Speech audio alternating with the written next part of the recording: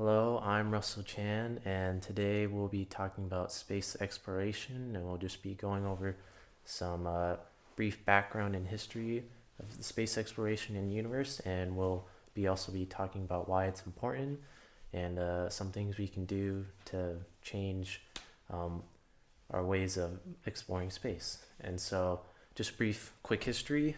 Um, the universe itself is over 14.6 billion years old, and the universe holds all of what we know to exist: planets, stars, galaxies, black holes. And so, learning more about the universe can only lead to better things for the human race. And this all started with NASA, a U.S. space program being created in 1958. And this is mostly due to the Cold War going on during the time between the U.S. and the Soviet Union. And there was a arms race and space war between the two to show who was better country. And this also had beneficial implications for exploring space because during this time, since the two countries wanted to compete against each other, they kept trying to top one another and see who could explore space better, essentially. And so, luckily, cool thing for us, the U.S. came up on top and uh, landed on the first people to land on the moon in 1969.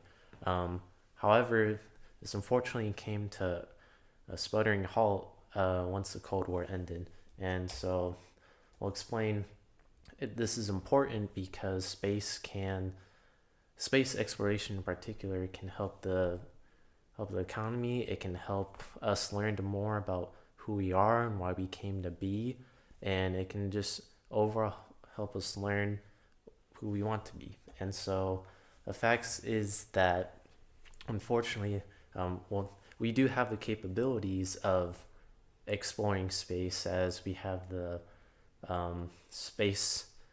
Uh, we do have the capabilities to do this as we have the National Space Station, um, International Space Station, and we have private companies helping to explore space as well.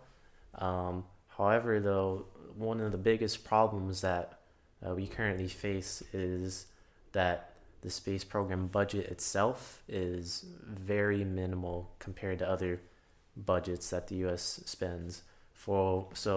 In particular, the federal budget for um, space exploration is $22 billion. Now, that might seem like a lot, but in reality, it really isn't because the federal budget for the military is over $600 billion.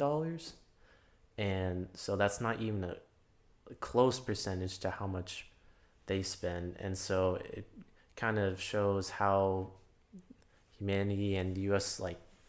We think because we should spending more and more money on the military budget just kind of implies that we need to show our power and greatness and trying to create new essentially war or destructive technologies that we frankly shouldn't be making because humanity should be trying to come together and learn more about everything and everyone.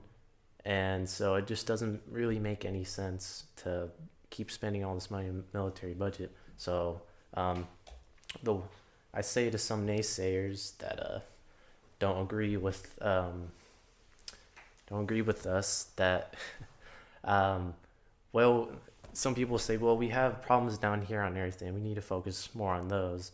And so while that is true, we have hunger issues, we have poverty and sanitation. There is a bunch of problems. However, I just say this from a quote from Neil deGrasse Tyson, a famous astrophysicist, and he says, "Imagine a group of people who live in a cave, and in that cave they have problems. There's a shortage of food, there's a need for firewood, and outside the cave there's a valley, and within this valley there may be edible plants, food, trees, animals."